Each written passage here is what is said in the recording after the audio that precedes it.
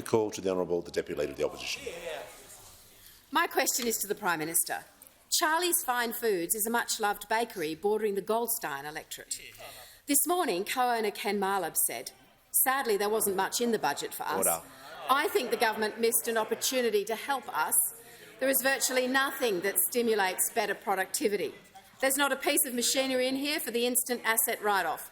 I certainly don't think it's good for my business." End quote. Prime Minister, why does this budget leave so many Australians behind?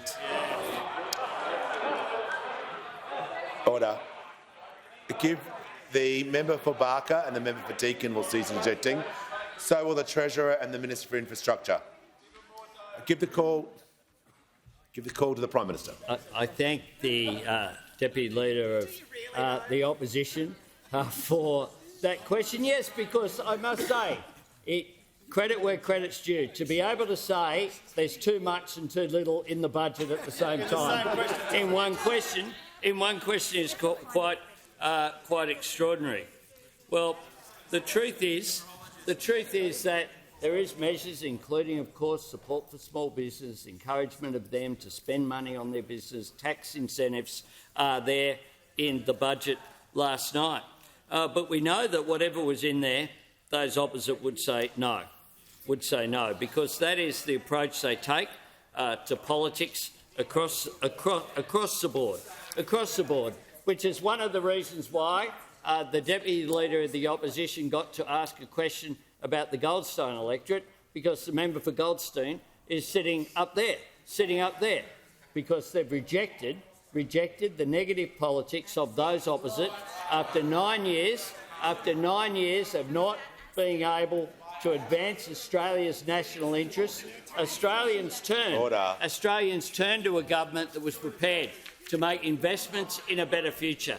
That's precisely what we have done last night, whether it be the Medicare changes, including for bulk billing, that the Minister for Health was just talking about, whether it be the support for small business Deputy Leader of the Opposition that is there in the budget, in their budget last night, whether it be the support for energy price relief that those opposite opposed. The Prime Minister will pause. I'll hear from the Deputy Leader of the Opposition on the point of order. On relevance, Mr Speaker, the Prime Minister hasn't mentioned small business at all in his answer. Yes, resume your seat. The end part of the question was, why does the budget leave so many Australians behind? The question is broad by that last part of the question. The Prime Minister has, from my count, mentioned small business at least twice. But order, I'm going to ask him to return to the question. I ask the Prime Minister to return to the question. Keep jumping up, Stephen.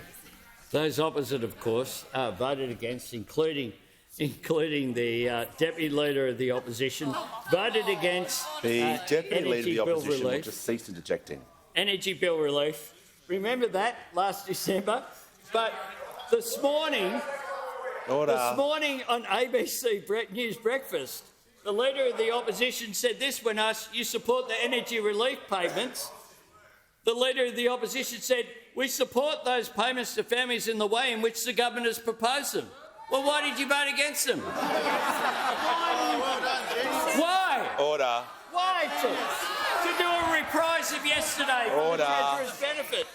But the Shadow Treasurer went further last night. He got asked by David Speers, what about the energy bill relief? The Shadow Treasurer said, "We've been supportive of that all the way along."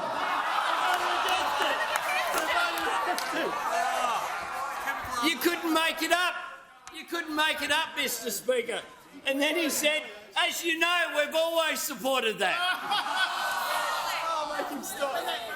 Order. Really? The Prime Minister's time has concluded.